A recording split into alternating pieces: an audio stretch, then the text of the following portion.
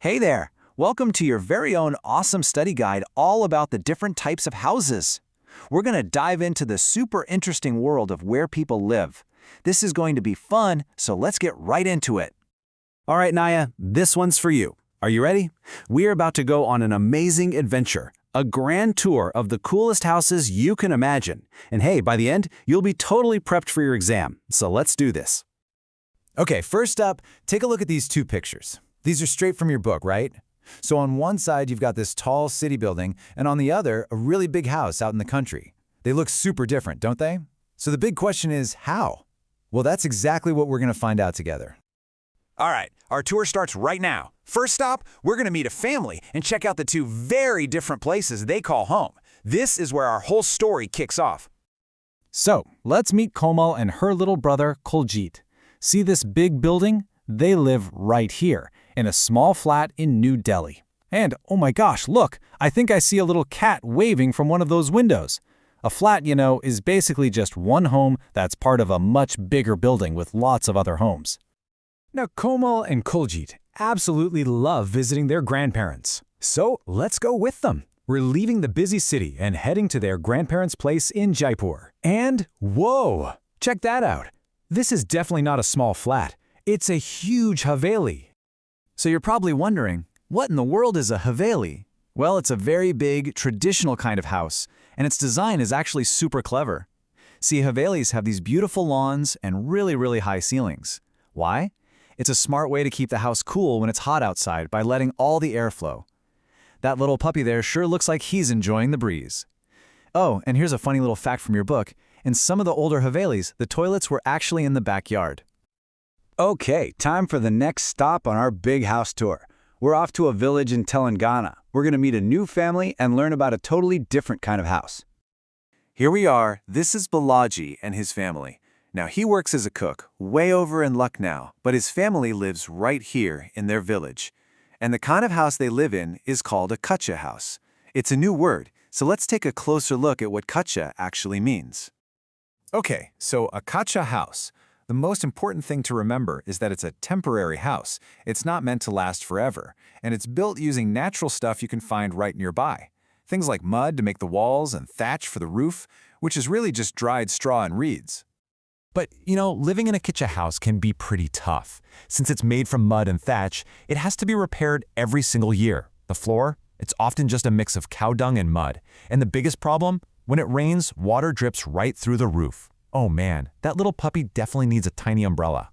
So, because of all those problems, Balaji decided to do something amazing. He saved up his money and he's going to build his family a brand new house, a much stronger one. And that solution is a pucca house. So if a kachcha house is temporary, a pucca house is permanent. It's strong, and that's because it's made from totally different materials, stuff that's tougher and costs more, like cement, steel, and bricks. Let's check out the plan for their new house. This is so exciting. Balaji's new pucca house means no more fixing it every year, and, this is the best part, a strong ceiling that won't leak when it rains. His kids are thrilled, and his wife, Rajama, is super happy because their new house is going to have a toilet inside. That little cat is definitely cheering them on. All right, let's head back to the big city. We've already seen Kamal's flat, right? But there are a bunch of other kinds of homes you'll find in places like cities and towns. So yeah, in big cities and towns, almost all the houses are pucca houses. You might see independent houses or these big bungalows with their own gardens for just one family. And then, of course, you have those super tall multi-story buildings that have tons and tons of flats. Some of these buildings are so huge, they even have their own stores, parks, or gyms right inside.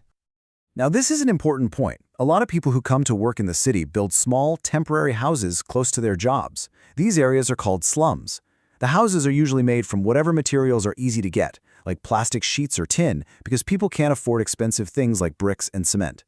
Sadly, these places can often be unhygienic and might not have clean water or toilets. Okay, before we wrap things up with a recap, I've got a super cool fact for you. So, we think of apartment buildings as a pretty modern thing, right?